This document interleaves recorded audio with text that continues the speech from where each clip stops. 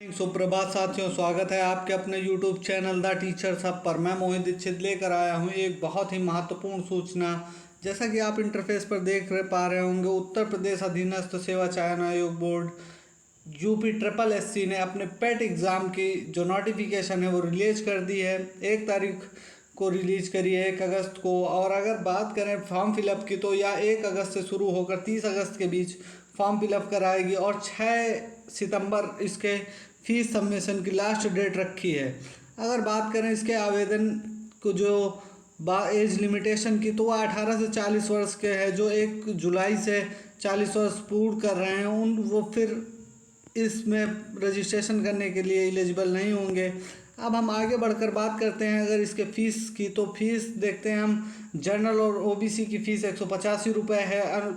ST और SC की जो फ़ीस है वो 95 रुपये है। अगर बात करें हैंडीकैप्स की, तो हैंडीकैप्स की जो फ़ीस है वो मात्र 25 रुपये है। अब हम इसके सिलेबस पे डिस्कस करते हैं। मेन चीज़ जो है ये इसका सिलेबस है, क्योंकि यह एक ऐसी परीक्षा है जिसमें सिलेबस के अकॉर्डिंग ही सब कुछ पूछा जाता है। सिलेबस टू सिलेबस पूछते हैं। तो इसके सिलेबस में हम पहले देखते हैं। सबसे पहला जो टॉपिक इन्होंने रखा है भारतीय इतिहास। इससे ये 5 क्वेश्चन 5 नंबर के आने वाले हैं। जो कि सबसे पहला भारतीय इतिहास में इन्होंने टॉपिक रखा है सिंधु घाटी की सभ्यता, वैदिक संस्कृति, बौद्ध धर्म मतलब गौतम बुद्ध के बारे में पूछा जाएगा, उनकी जीवनी तथा शिक्षाएं, जैन धर्म, महावीर स्वामी के बारे में उनकी जीवनी और शिक्षाएं। मौर्य वंश में अगर आप देखें तो केवल सम्राट अशोक के बारे में पूछा जाना है। तो बिल्कुल टॉपिक वाइज पकड़ के चलिएगा, क्योंकि सिलेबस के अकॉर्डिंग ही यह परीक्षा होती है। मैं फिर कह रहा हूँ, यह परीक्षा सिलेबस के अकॉर्डिंग हमेशा अपने क्वेश्चंस पेपर को सेट करती है। तो इसमें जैसे कहा है कि मौर्य वंश में केवल सम्राट अशोक को ही पढ़ना है, दूसरे मौर्य शासकों को फिर नहीं पढ़ना है। गुप्त वंश की बात करें तो गुप्त वंश में समुद्रगुप्त और चंद्रगुप्त द्वितीय के बारे में पढ़ना है, हर्षवर्धन को पढ़ना है हमें, राजपूत काल के बारे में पूरा पढ़ना है, सल्तनत काल को भी पढ़ना है, और मुगल साम्राज्य को पढ़ना है, मराठा साम्राज्य को पढ़ना है, ब्रिटिश राज के अभ्युदय और तथा प्रथम स्वतंत्रता संग्राम 1857 की क्रांति के बारे में पढ़ना है, ब्रिटिश राज का सामाजिक और आर्थिक प्रभाव मतलब भारतीयों पर ब्रिटिश राज का सामाजिक और आर्थिक प्रभाव क्या पड़ा, इस बारे में हमें पढ़ना है। फिर इनका दूसरा टॉपिक है भारतीय राष्ट्रीय आंदोलन। जो भारतीय राष्ट्रीय आंदोलन की बात करें तो 1885 से शुरू होकर 1945 के मध्य जो घटनाएं हुई वो भारतीय राष्ट्रीय आंदोलन में आती हैं। जैसे स्वाधीनता आंदोलन के प्रारंभिक वर्ष, कैसे कांग्रेस की स्थापना हुई, ये सारा कुछ इसमें आएगा। स्वदेशी तथा सविनय अवज्ञा आंदोलन, महात्मा गांधी तथा अन्य नेताओं की भूमिका के बारे में, क्रांतिकारी आंदोलन तथा उग्र राष्ट्रवाद का उदय। उग्र राष्ट्रवाद का उदय मतलब जब भारत में 2 गुट बने थे, नरमपंथी और गरमपंथी, उनके बारे में पूरा पढ़ना। विधायी संशोधन तथा ब्रिटिश इंडिया एक्ट 1935, केवल एक एक्ट के बारे में हमें पढ़ना है, वो है 1935 का एक्ट। भारत छोड़ो आंदोलन के बारे में, आज़ाद हिंद फौज तथा नेताजी सुभाष चंद्र बोस के बारे में पढ़ना है इस टॉपिक में।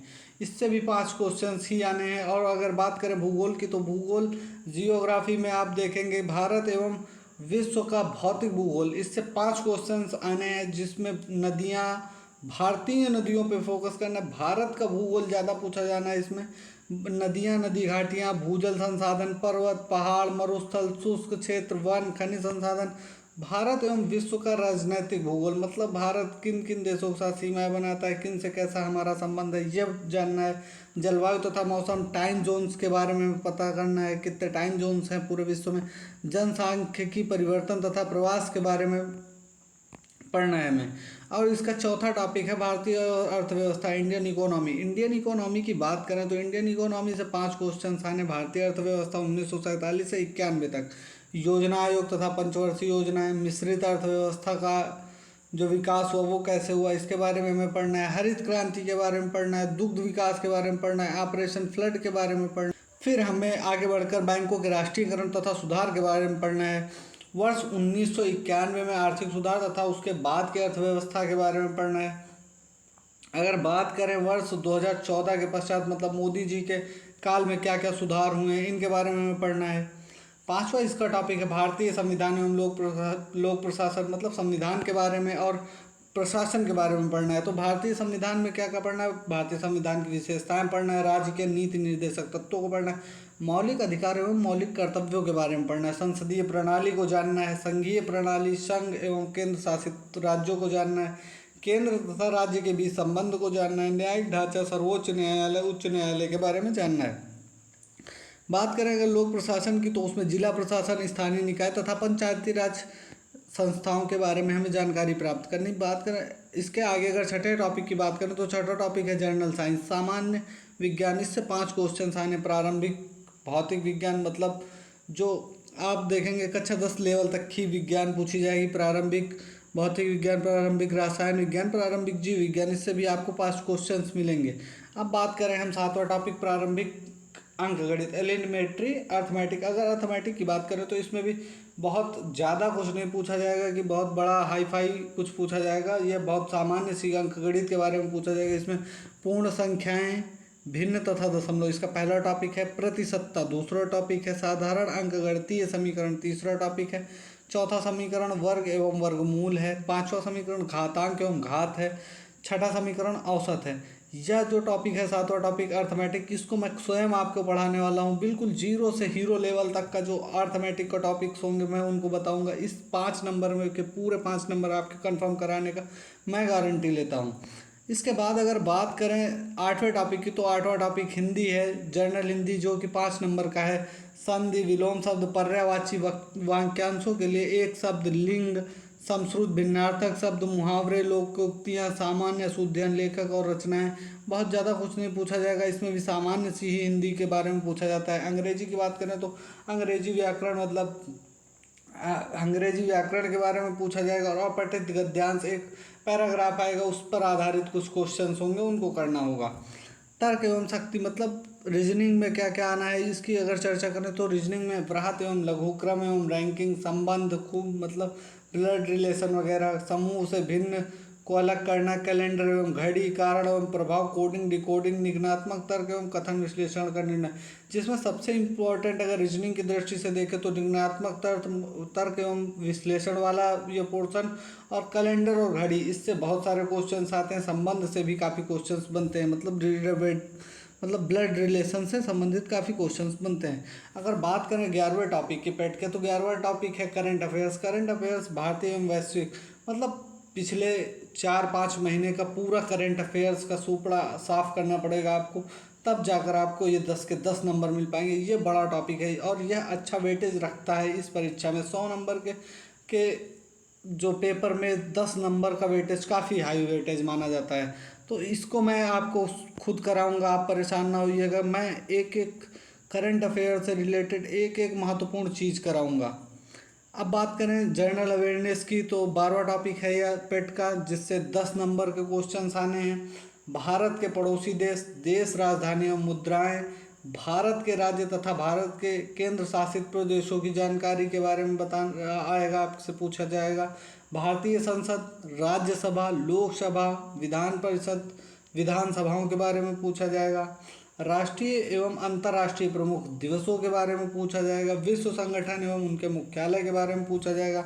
भारतीय पर्यटन स्थलों के बारे में पूछा जा सकता है आपसे। भारत की कला एवं संस्कृति के बारे में पूछा जाएगा। भारतीय पर्यटन स्थल का मतलब पूछेंगे कि किस राज्य को क्या कहते हैं, ऐसा कुछ करके पूछते हैं क्वेश्चन। तो ऐसे क्वेश्चंस में आपको घबराना नहीं, बहुत कुछ नहीं पूछा जाएगा, बहुत सामान्य सी जानकारी पूछी जाती हैं। भारत एवं विश्व के खेलों के बारे में पूछा जाएगा। भारतीय अनुसंधान संगठनों के बारे में पूछा जाना है। प्रसिद्ध पुस्तकें जो पहले लिखी गई हैं उन पुस्तकों के बारे में और उनके लेखकों के बारे में पूछा जाएगा। पुरस्कार तथा विजेताओं के बारे में, जलवायु परिवर्तन एवं पर्यावरण, इससे एक जरूर क्वेश्चन, 1-2 क्वेश्चन आपको पर्यावरण टॉपिक से दिखाई पड़ेंगे इन 10 नंबर्स में से।